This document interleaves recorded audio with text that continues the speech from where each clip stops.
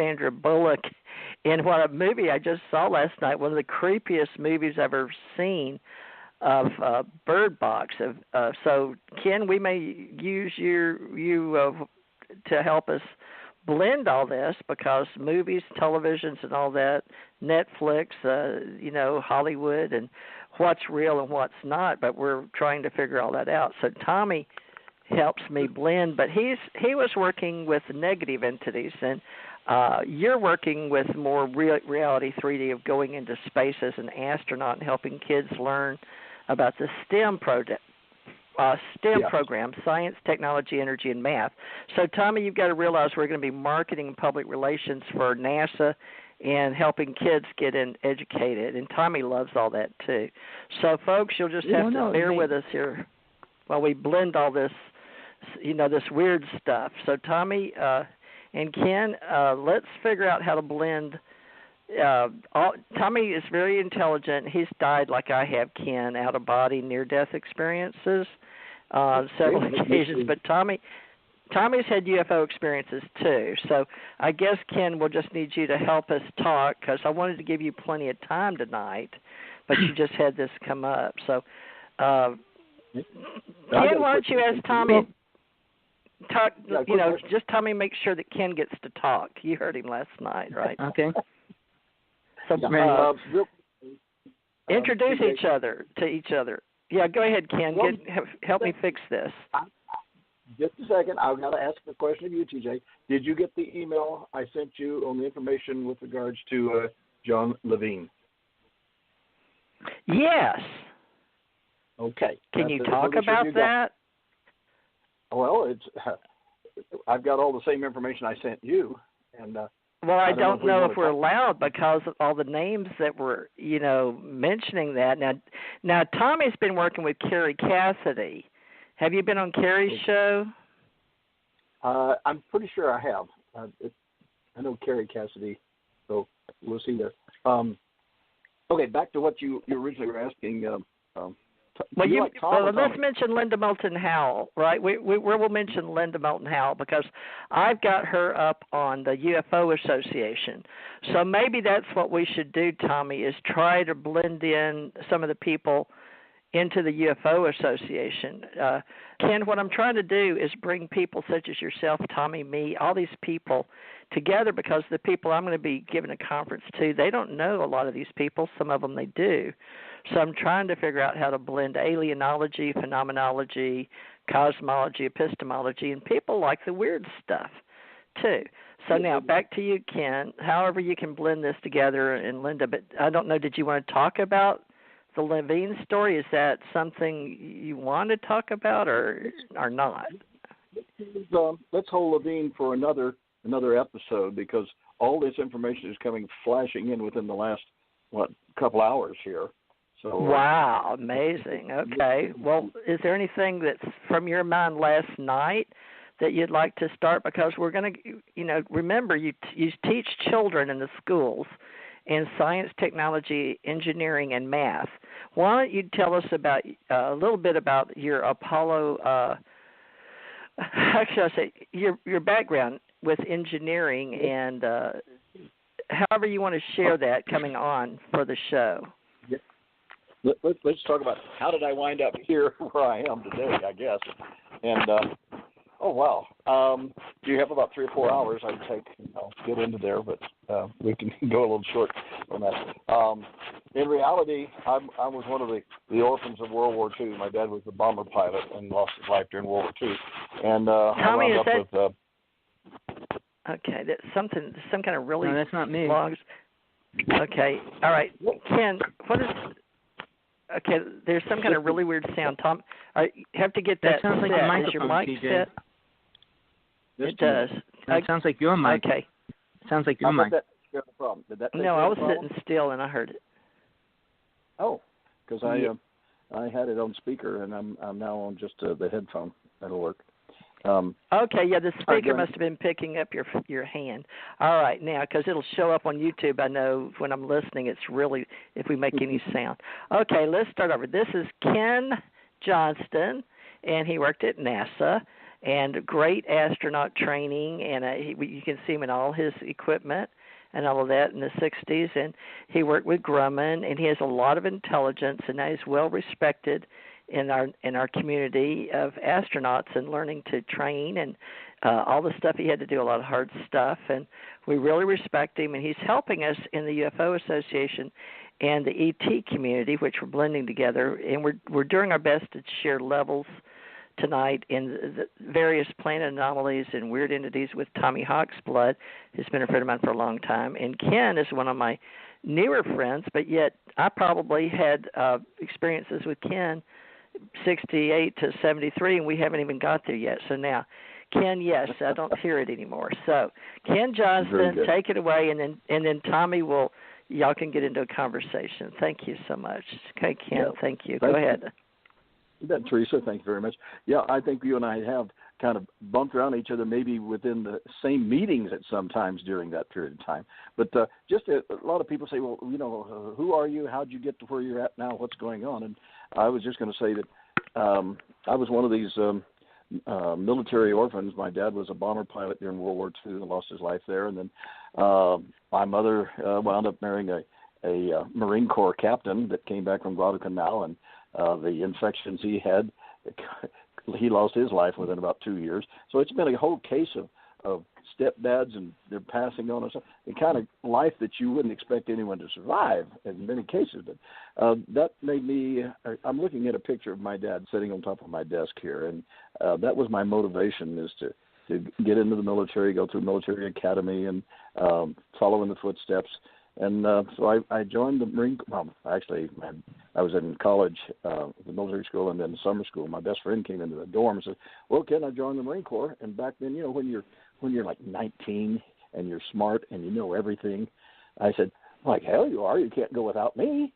So I go down and enlist in the Marine Corps the next day with him, and we were on an airplane going. And I had applied for officer pilot training, and my friend Jack Lancaster didn't have that kind of motivation. He stayed in the Marine Corps as up through sergeant, and then after 4 years he got out.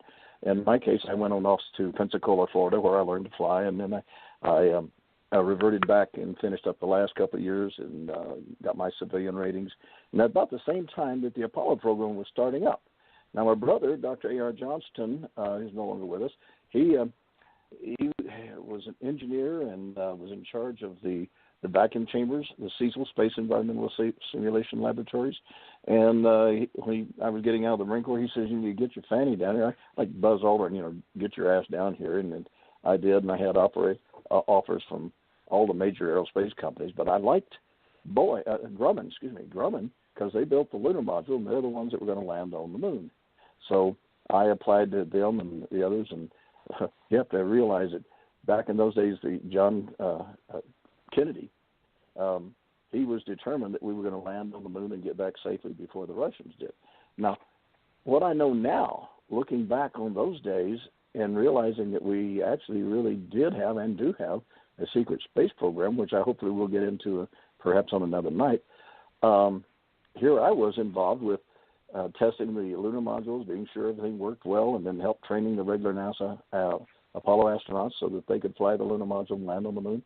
All of those things were all part of my upbringing. And then after we finished our lunar missions, I wound up going back to work for the Boeing company in Seattle as a flight instructor, and 737 flight instructor is a little over 5,000 hours flight time.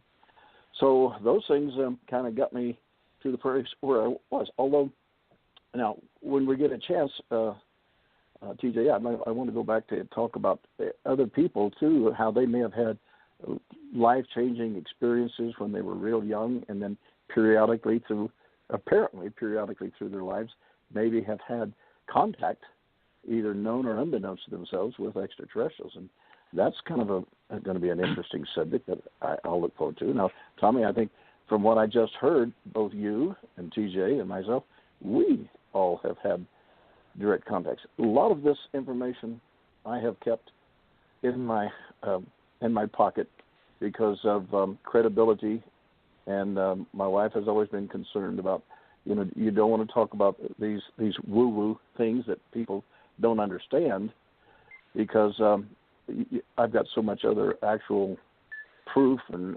information and experience that we don't want to discredit the factual truths that I came forward to back in 1995, I guess, when Mr. Richard C. Hoagland took me to Washington, D.C., and we went public.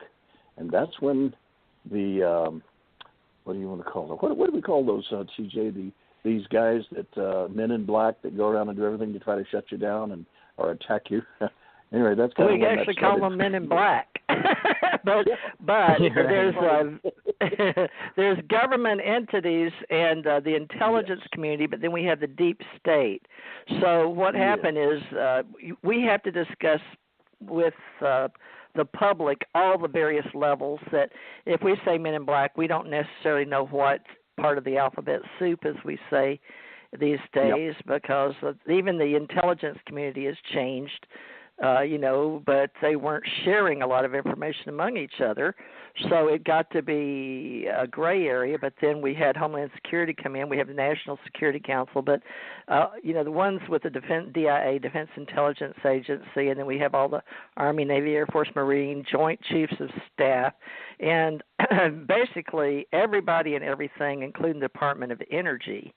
So, who would you say? Depends on what story you're listening to and at what time frame. Because, to be honest with you, Ken, I don't know how you are, but it's after 9/11, 2012. Some people say, we could do a show on just what you and I and Tommy have lived through, but things changed after the Oklahoma bombing and 95. And then again in 2001, wasn't it 9/11?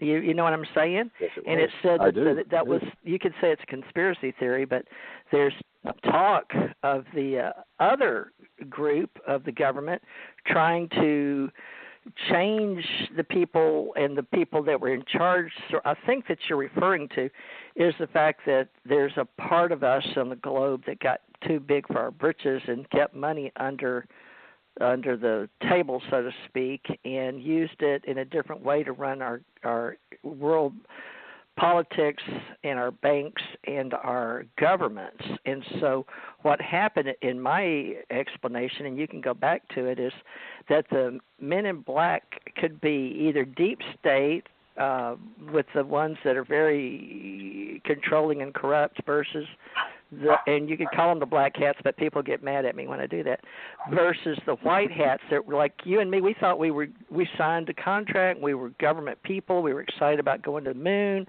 We wanted to get there, and Kennedy.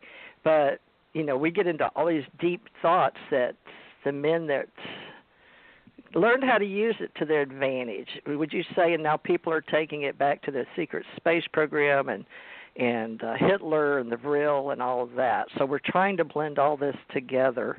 So back to you, Ken. What do you think the men in black are? But that's sort of what you're talking about, right? It got to be the good guys or the guys that signed on for good versus whether it was military, NASA, versus those that started learning how to use, what they knew for their own advantage. And they all, inside all the different intelligence agencies, some people were thinking they knew everything, and yet others didn't know what was going on in the office next door. So if you will help us, we can decipher all that. But back to you. Where are you going with that? Well, that's where I was. Actually, the part of it that I'm finding fascinating is how that had been so well kept secret for such a long time, and yet, and I'm sure there's many people kind of like myself that we were, our top secret clearances, and and we sat in on a few meetings and things. I even sat in on several meetings with Dr. Wernher von Braun before he passed away, and that's a terrible thing when you're 77. You're starting to look around, and most of the people you knew aren't here anymore. But I think what we're calling, a lot of people are calling it soft disclosure. Yet I've been preaching for the last year that this was going to be the year that going into full disclosure. And, of course, there's that branch of the governments and all trying to keep that quiet. And part of it goes back to why the governments have been afraid of going public with our direct contact with other intelligent lives throughout the universe, and that is the fear that people would panic, just like they did of the War of the Worlds radio thing back, was it 1938 or something like that.